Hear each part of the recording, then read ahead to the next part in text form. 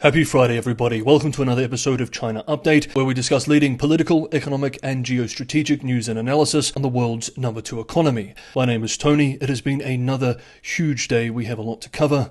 Let's jump in. First up, obviously, we need to discuss updates related to the US-China trade war, which escalates by the day, with shots being fired from both sides of the Pacific. On Thursday, the White House clarified that new 125% tariffs announced earlier in the week come on top of a 20% levy imposed earlier this year over China's alleged role in fentanyl trafficking. That brings the total US import duties on Chinese goods to a staggering 145%, a level that economists warn could decimate bilateral trade flows and deepen the economic rift between the world's two largest economies. As we've discussed before, while this could be quite damaging to the US, it is much more painful for the Chinese side. Wang Xin, president of the Shenzhen Cross-Border E-Commerce Association, told domestic media on Thursday that many Chinese sellers are raising prices by up to 70% for US consumers or preparing to exit the American market altogether. Quote, Chinese sellers will not be able to take on the extra financial burden, end quote, Wang said, highlighting the vulnerability of e-commerce exporters. The same day, Beijing began deploying its so-called national team of state-backed investors to prop up the slumping equity markets, with billions being poured into equities to stop prices from plunging anymore.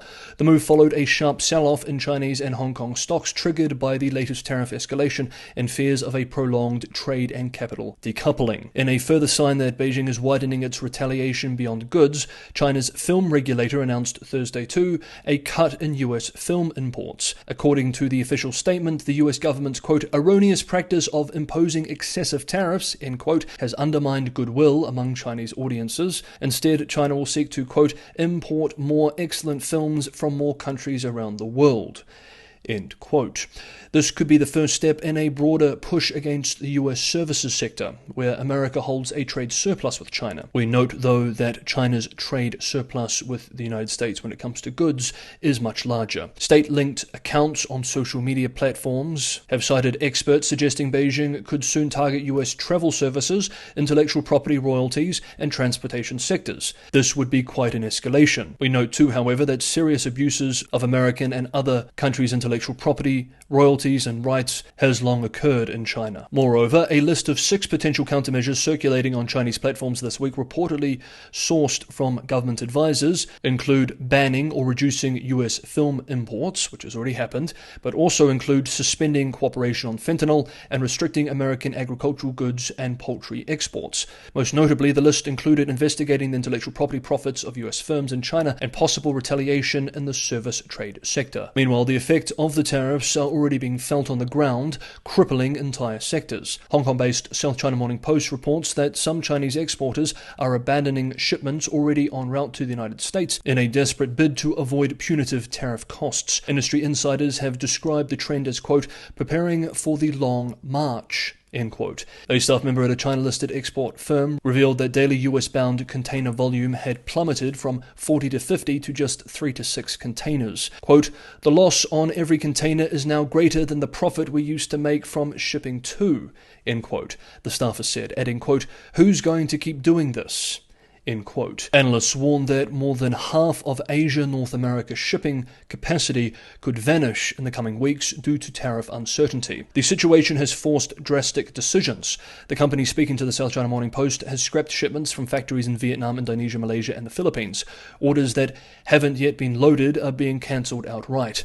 The firm, like many, is now pivoting toward Europe and Japan, justifying fears in Tokyo and Brussels that displaced Chinese goods will soon be dumped on their markets, which will likely further raise trade tensions and somewhat undermines the argument that this trade war will push the Europeans and the Chinese closer together. Similarly, Chinese financial media outlet Caixin reports today that Shanghai's once bustling port has, quote, ground to a halt, end quote. The tariffs, quote, have virtually frozen shipments, end quote, bound for the United States overnight. Just days before the deadline, Shanghai's Yangshan and Weidong terminals were surging with activity. Nearly half of the docked vessels were US-bound, racing to load cargo before tariffs hit. Now rows of idle containers sit stacked along the docks as exporters cancel or delay shipments.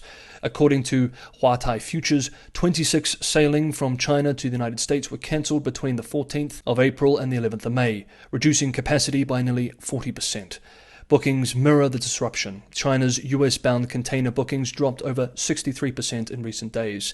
Freight rates are collapsing too. The Shanghai Shipping Exchange reports a 65% rate drop to the US West Coast since January. Air cargo may fare even worse, with volumes expected to fall by an incredible 90% next week. All of this goes to show just how reliant Chinese exporters have been on the US and her massive consumer market. Meanwhile, speculation is intensifying in Washington about a potential delisting of Chinese firms from US stock exchanges. In an interview with Fox Business, Trump advisor Scott Bessent said, quote, "Everything's on the table," end quote, including export controls and delisting Chinese equities. While he emphasized President Trump's good personal relationship with General Secretary Xi Jinping, he added that, quote, "This will be resolved at the highest levels," end quote. And speaking of the General Secretary, it was announced today, after what looks to be an emergency leadership meeting, that Xi Jinping is set to tour Southeast Asia next week, visiting Vietnam, Malaysia and Cambodia. Diplomatic counteroffensive as the US pressures countries in the region to distance themselves from China and come into the American trade fold. The trade war between the United States and China has thus entered a new phase, a geopolitical war for global influence. With Trump pausing new tariffs for 90 days on all but Chinese goods, analysts expect Washington to use the window to deepen trade alliances and rally foreign support for its decoupling agenda. For now, the economic divorce between the US and China appears not only inevitable, but accelerating. A lot is happening. We are seeing transformative, massive changes every few hours. If you want to be on top of the most up-to-date news and analysis on China, China's relations with the United States, and the broader evolving Cold War between these two powers, subscribe to China Update, hit the bell notification icon, and you will be. If you're getting some value from today's episode, don't forget to hit the like button. And if you would like to support the channel, this channel relies primarily not on corporations, but on audience support to keep going. Patreon and Buy Me a Coffee links are in the description below. Let's continue. As trade tensions between the United States and China deepen, Beijing is invoking powerful nationalist symbols to bolster public resolve. On Thursday, Chinese Foreign Ministry spokesperson Mao Ning tweeted, quote, "We are Chinese. We are not afraid of provocations. We don't back down," end quote, accompanied by a video excerpt from Chairman Mao Zedong's iconic 1953 speech commemorating China's role in the Korean War, known domestically as the War to Resist US Aggression and Aid Korea. The revival of Mao-era rhetoric recalls similar tactics used during the 2019 US-China trade dispute, when Chinese state media re-aired classic war films glorifying resistance against American forces. We do note, of course, that the Korean War started when the North invaded the South. The US-led United Nations then came to the South's aid, and as Southern forces pushed into the North, China sent over 1 million troops to support the Northern government. After an extended period of stalemate, a ceasefire was agreed upon, but to this day, a peace treaty has never been concluded. Some analysts argue that the tariff standoff presents opportunities for China to reinforce internal economic strategies. Guo Wenjun, a semiconductor industry expert, for example, suggests that tariffs will speed up efforts to de-Americanize China's tech supply chains and catalyze domestic innovation. Others, however, urge caution. Political scientist Zhang Yongnian emphasized the economic toll and warns against overestimating the benefits of confrontation. After all, much of China's technology innovation and wider technology system rely heavily on imported inputs from advanced economies. Zhao Minghao, a US-China expert at Fudan University in Shanghai, described the situation as, quote, "a game of strategic resolve," end quote, where China appears ready to endure long-term costs for what it perceives as a necessary defense of national dignity. While many elite may choose this path, most of the cost will fall on regular Chinese, presenting social and political strain within the system. If one is hoping for economic dynamism, though, Mao isn't exactly the best source of motivation. And finally for today, General He Weidong,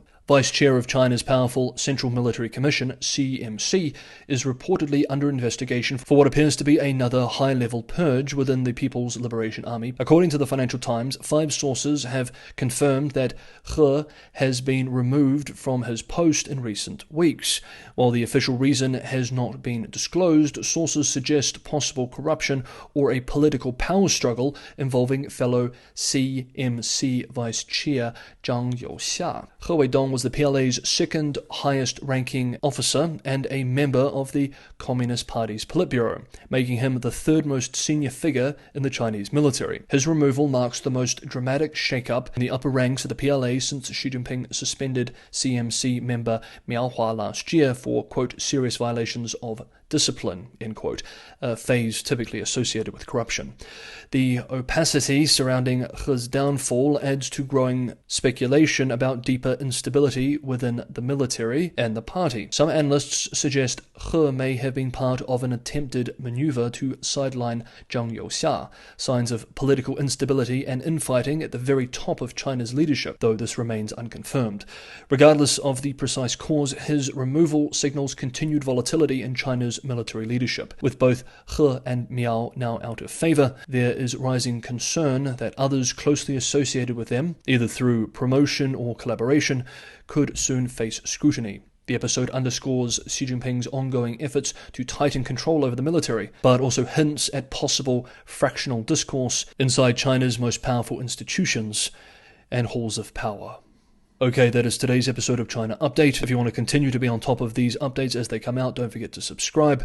Have a great Friday. Thank you for watching, and I will see you all tomorrow.